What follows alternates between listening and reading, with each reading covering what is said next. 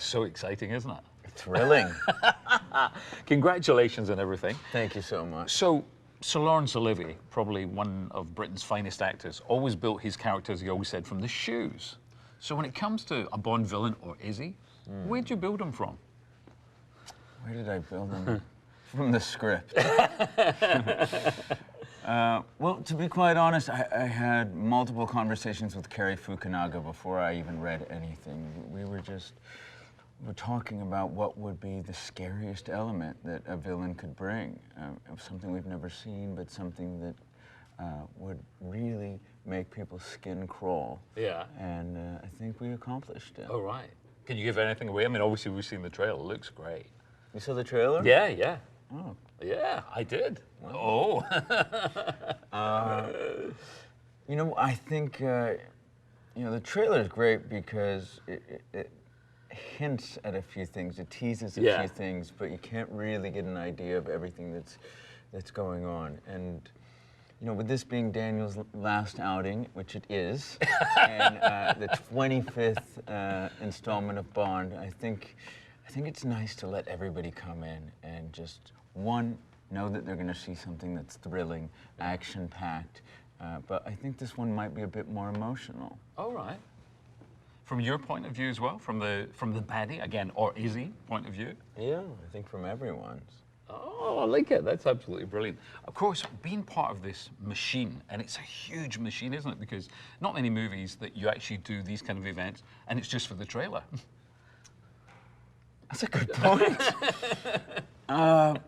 Yeah, no, I mean, this is something that has spanned, what, 6 decades, something like that? It's something that, you know, the majority of the world grows up with, and it becomes part of our fabric, or DNA, if you will, in terms of watching films. It's something that we collectively look forward to. So when you hit a 25th anniversary of these, yeah, it's going to be special. We're going to do some special things, and it's a really extraordinary film for Daniel to end on, and for myself to be a part of. To begin with. Yeah. I love as well the fact that because it's this huge machine, so everything you say, and of course people talking about when, you know, you said that the thing when you had the discussion with Daniel, and then he kissed you. So of course suddenly it goes all around the world. Yeah. The Bond kiss. Do you regret talking about that now, or is it you just think it's such fun? No, I mean, if those are the things I regret, I'm going to have a hard time with the rest of my life. I thought it was such a great moment. I mean, we were 2 actors working there with our director, Cary Fukunaga, and of course Barbara Broccoli was in the room, and we were batting about ideas that, you know, Phoebe Waller-Bridge was going to work on later, and to kind of go through a scene that was really difficult for us to figure out, and I know Daniel had labored over it with Cary, and I was the new kid on the block coming in with a lot of ideas, and I happened to have one that worked, that made it into the film. So I think it earned him picking me up and giving me that kiss. The embrace. Yes. And again, what about Phoebe then? What has she brought to it, would you say? Phoebe just had this level of commitment, which, you know, we obviously can see that in her work. You know, she's a great writer to begin with. Whether you look at her at Fleabag or if you look at Killing Eve, you can really see someone who is extremely talented in so many different arenas. So, you know, she's terrific at storytelling, one, so she knows how to get from A to B and all the way to Z, but at the same time, she understands how Bond films work, and when you need a moment of levity, and when something needs to just be entirely dramatic. You know, at one point we were talking about a scene over the phone, and I said, "Oh, this is, you know, a very climactic moment. Are you sure we should interject some humor here?" And she goes, "Well, he just can't help himself, can he?" And so she had a really, really good sense of who he was, Bond, before entering all of this. From your own point of view, your own input, were there times when you think, I'd like to put in a, you know, I've been expecting you, Mr. Bond type line, or do you try and avoid those, or how does that work? Avoid at all costs. Everything, yeah.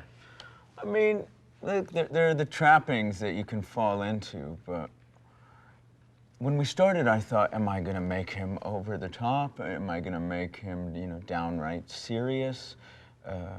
And it's a very fine line, because you want to make it a very memorable character, but at the same time, you don't want it to be a caricature. And you know, working on Bohemian, I learned that. I always thought, let's make him memorable, but don't make him a cartoon. And so I don't want, this guy never wanted Safin to feel cartoonish.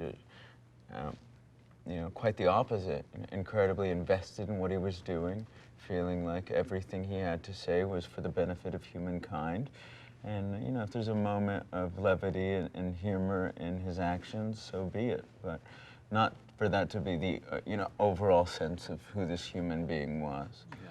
It's interesting when you mentioned Freddie and obviously Bohemian Rhapsody. How brilliant, though, that you go from something like that obviously people will want to talk to you about for the rest of your life, but then equally you follow up with something as epic as this, as being a Bond villain. Was that part of the thinking? You know, I've fallen in love with being in London, from shooting Bohemian Rhapsody or you know, and rehearsing it over the course of 2 years, and then to go back to the iconic Pinewood stages, the 007 stages, where so many of these Bond films have shot, was just something out of you know, a dream, essentially, to be part of such English, British royal legacies, one would say. Yeah. It's something that I'm so privileged to have been a part of. Yeah. Do you immerse yourself in the culture, the fish and chips and all that stuff? I love a good fish and chips. Really? Yeah. Have you got your special place in London? I sure do. Oh, right then. I don't want to blow it up because I'm there all too often. Oh, really? Oh, that's brilliant. Yeah. I eat some mushy peas too. Oh, really? Oh, you really go for it? I go for it. Well done. Yeah. I'm most impressed by that. Yeah. I didn't always love the vinegar, but now I'm into that as well. Good to know. All right. We'll know that for the future. In terms of the older villains, did you cast an eye in any of them, or not, just so you weren't influenced?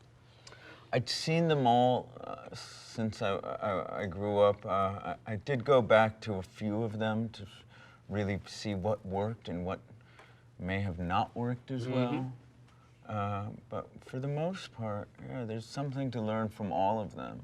So it's not as if I was, you know, going back to play an exact character. I wasn't playing Dr. No again, or anything to that degree. So I didn't feel like I was hurting myself by going back and watching those films. Yeah.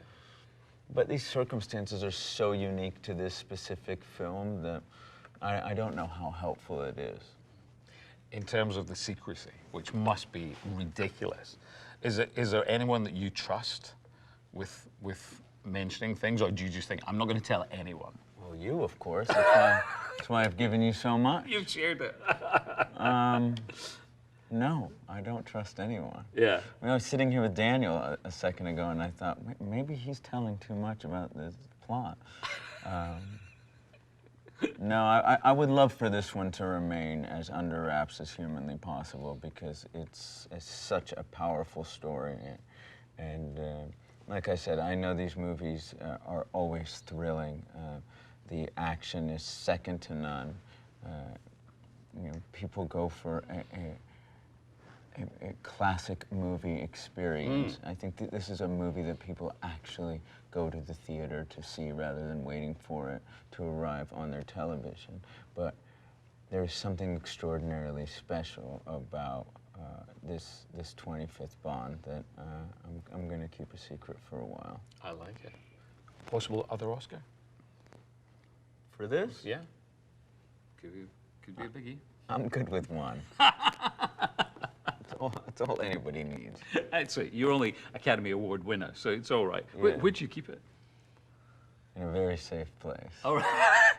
Is it in the fish and chip shop in London? No, but I might bring it by sometime. Excellent. Take it out for a little tour. And has it been fun for you? Has it been fun? Yeah. Oh, it's been, you know, some of the most extraordinary moments of my life. I cherish every moment of all this. You know what's funny is all the members of Queen are often asking me, as you are, tell us about the plot, tell us about the story. They're massive fans, huge fans. So it's nice to share this new experience with them as well. Yeah, I've been blessed, man.